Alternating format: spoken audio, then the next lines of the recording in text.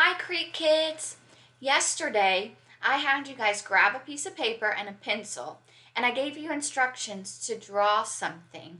And RJ was here helping me. And I would encourage you, if you did not do that yesterday, I'd like you to stop this video right now and find my video from yesterday and draw the object that I had RJ draw. Now, if you've already drawn that object, you know what it is, and I'm about to show it to you right now.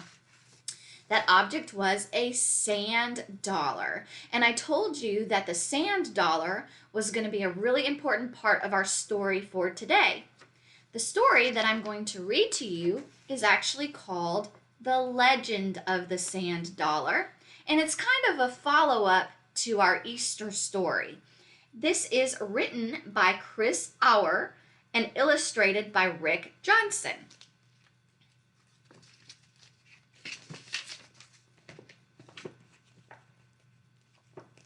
So this is Margaret, and this is Carrie. "Why can't Mom and Dad take us to the beach?" Carrie sniffled. "It's only 2 days," whispered Margaret, "and they'll come get us on Easter morning." Carrie tried not to cry. Every few years, her family went to Aunt Jane's house near the beach. "I'll just think about playing with Cousin Jack," she told herself. "I'll just think about the ocean." But her tears still fell as the bus took her farther and farther away from her mom and dad.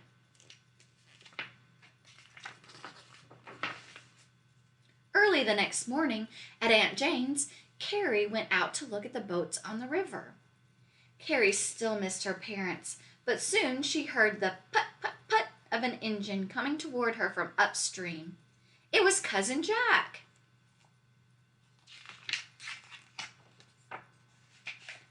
"Carrie," Jack hollered, "what do you think about my new boat?"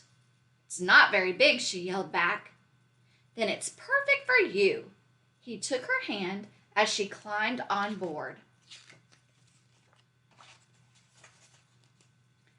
The river opened to the wide bay. "Hang on," Jack yelled. Suddenly the ocean lay before them as broad as the sky. A small island appeared in the distance. Waves lapped against the shore as Jack beached the boat. "What's this?" Carrie called, holding up a round object. "That's a sand dollar." "A sand dollar?" Carrie cried. "This isn't money." "Right," said Jack. "It's a starfish that used to live in the ocean." "How do they get here?" Carrie asked. "When the tide goes out, it leaves sand dollars behind," Jack said. "Why are they called dollars?" she asked. "Real dollars used to be round," said Jack, "and they were made of silver. But sand dollars have value too." "Then I guess we're rich," Carrie teased. "In a way," he answered. "The sand dollar tells a story, the greatest story of all." Can you see the Easter lily on that side? It's like a trumpet saying Jesus is alive. Now look in the middle of the lily. There's the star from the east that led the wise men to Christ. We remember Jesus' birth on this side too. See the Christmas flower? Both sides of the sand dollar tell the Easter story. See the 4 nail holes and a 5th hole made by a spear? This reminds us that Jesus died for us.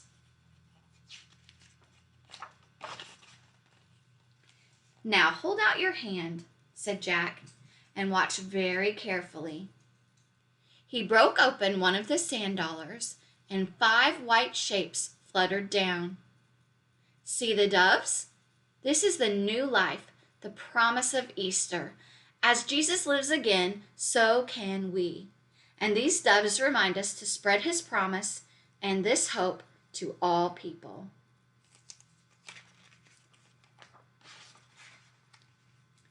Oh no, Carrie cried. We dropped them. Jack wasn't worried. The high tide will leave more over and over, and I have a whole bucketful back home. As the tide rushed against the shore, Jack helped Carrie back into the boat, pushed it off the beach, and jumped inside. The boat crested the top of each wave, hung in the air, then swooped down like a ride on a roller coaster. But all the way back, Carrie could only think about the sand dollar and how valuable it really was. That night, the moon rose full across the water. You know what? Asked Jack. Your parents aren't that far away, like the moon and the tide, but the moon is far away from the ocean. Said Carrie.